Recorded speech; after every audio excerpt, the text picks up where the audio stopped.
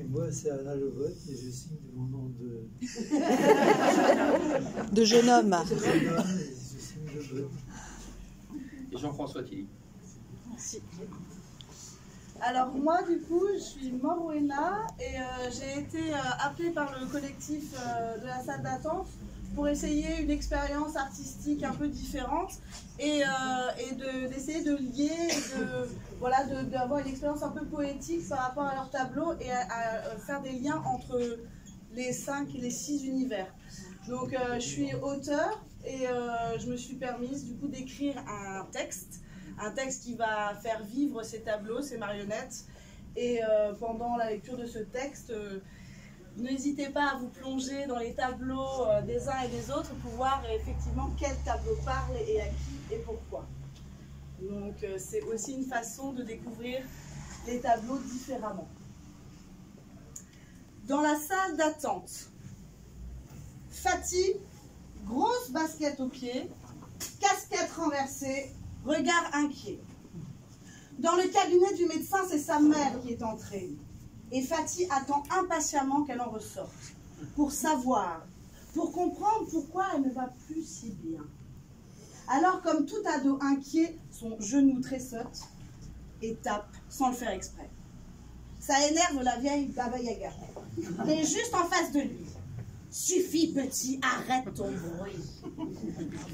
Pardon, madame, j'avais pas vu, madame. Vous ne voyez jamais rien, lui dit son voisin, rougeau, en se penchant si près que Fatih est obligé de se boucher le nez. Une sourde lourdeur dans la laine. Ça fait rire Monsieur Spock, alors que pourtant lui aussi est bien inquiet. Mais il n'arrive plus à dormir, alors il n'arrive plus à rêver. Et quand Monsieur Spock ne dort pas et ne rêve pas, il a les idées aussi noires que le dessous de ses yeux. Il rit nerveusement. En ce moment, de toute façon, il est nerveux de tout. Seul, un vieux prof n'a rien dit. Il semble n'avoir rien vu. Un autre monde que le nôtre se déroule derrière le verre de ses lunettes. Voilà donc, bienvenue à notre petite humanité fragile, recroquevillée dans une pièce, prête à dévoiler, à raconter, à expliquer aux médecins tous les tracas et les chagrins qui, pour le moment, ils ont encore dans leur dedans. Et les tableaux, accrochés au mur, les regardent. L'immense panthère les guette, tapie, prête à rugir et à les dévorer, fondue dans sa nature argentique en couleur de négatif. Elle semble puissante et pleine de vitalité. Elle sait ce qu'elle a à faire. Cette posture, elle l'a apprise dès qu'elle est née, la posture de la chasse. Le moment de guetter pour bondir, surprendre, croquer, dévorer et asseoir sur le monde sa force carnassière et sa domination brillante. Si on prête l'oreille, on prête l'oreille, on pourrait l'entendre parler. De l'humain, bien faible et bien malade. Des proies de choix, à croquer comme des petits cannelés, à en faire qu'une bouchée. Tu n'y arriveras pas seul, jappe le chien à l'autre bout de la pièce, logé dans un autre tableau. Il a l'œil souriant et fringant. Que veux-tu dire, réplique la panthère. Je peux t'aider, l'union fait la force. Tu crois que je veux me faire aider par un pauvre chien souriant et protecteur d'enfants qui se laisse surveiller par un chat?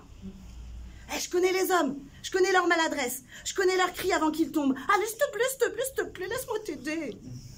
Reste dans ton tableau et ne viens pas salir ma chasse. Oh, s'il te plaît, moi j'en peux plus de ce chat. Je suis marquée à la culotte par monsieur le matou. Oh, laisse-moi m'aérer dans ton tableau, je t'assure. Moi, je sais qui il faut d'abord attaquer. Le professeur. C'est qui a parlé? Moi. Ouais, ça fiche la frousse cette voix. Attends, le chien, tu voulais attaquer des humains et t'as peur d'une voix? Bah, c'est qu'on sait même pas d'où elle vient. Mais si, elle vient des photos. Quoi? Il y a des photos? Oh non, ça y est, tu te réveilles, toi, ma chasse est fichue. Mais non, panthère. Mais c'est quoi ces photos? C'est quoi ces photos qui parlent? Je croyais qu'avec des tableaux, moi. Vous croyez qu'on peut s'entendre? On n'est quand même pas fait pareil, hein. Vous êtes un morceau de réel, tiré de la vraie réalité vraie, et puis après on vous a distorsionné. Le chien, tais-toi, tu fatigues tout le monde. Moi, je vous trouve très beau. Merci. Un rien impressionnant, non? Le chien, que crains-tu? Je trouve quand même cette photographie bizarre. Je suis une sorte de présence flottante, un masque divin et spirituel, un regard sur l'âme des gens. Ah, eh bien la présence, c'est quoi ton conseil? Lui demande la panthère. Attaque d'abord le professeur. Pourquoi? Parce que lui, il nous entend. C'est alors que le professeur, dans la salle d'attente, fait un large sourire et dit tout haut: « Ah oui, je vous entends bien. » La vieille Baba Yaga réplique: « Bah voyons, on n'a rien dit. » Le gendarme rougeoyant: « Vous entendez des voix? Et après on dit que c'est moi qui vois des éléphants roses. » Je vous en prie, excusez-moi, mais vous ne les entendez pas? Mais qui, monsieur? Bah, les tableaux, ils discutent. Vous êtes tombé sur la tête, monsieur. Vous vous droguez? Demande le gendarme. J'ai juste laissé la petite porte de l'imaginaire ouverte dans mon esprit, répond le prof. Et c'est alors que le coq se met à rire dans son tableau. À rire tellement il trouve ça juste et joli. Il rit et ses plumes s'envolent, se frôlent, s'en mêlent, se floutent. Il flotte dans sa toile remplie d'une joie harmonieuse procurée par la poésie des hommes. Moi, ah ouais, moi je l'aime bien ce petit prof, dit la cliente dans sa photo, en réajustant le porte-jartel à sa gauche. Moi je me coucherais bien contre sa peau, écoutant le battement de son âme. Ah non, dit la présence, on avait dit que l'âme c'était moi. Mais toi tu les perces les âmes, moi je les cajole. Bon, ma chasse est définitivement fichue. Tu l'as dit, Bouffi? Oh, le chien, tais-toi. Oups, pardon. Le professeur dit aux autres patients que ce petit chien foufou vient de se faire remettre dans le cadre. Il dit: écoutez, écoutez le tableau de la genèse des montagnes. Bah, qu'est-ce qu'il a de spécial, monsieur, ce tableau? Mais regarde la femme. La femme, elle a un arc-en-ciel qui sort de son corps et qui s'épanouit comme un lac. Qu'est-ce que tu penses de ce tableau, petit?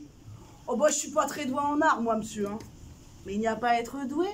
Il y a juste à ressentir. Ouais, bah, j'y connais rien, moi, monsieur. Bah, plus tu regarderas les tableaux, plus tu te connaîtras toi. Bah, moi, je sais pas, moi, je le trouve chelou, ce bonhomme, au fond de l'eau, là, quand on voit des bulles.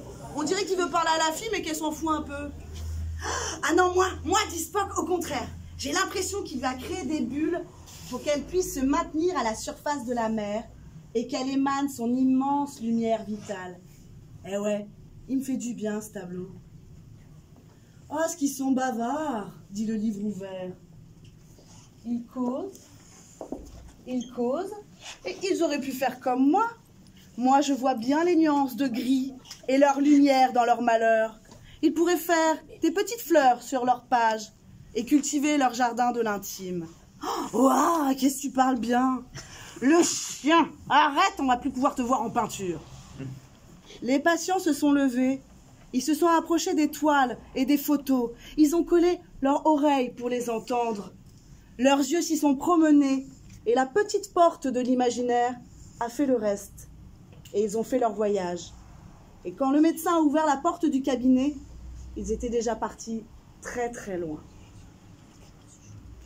Ben maintenant, c'est à vous d'apprécier ce voyage et aussi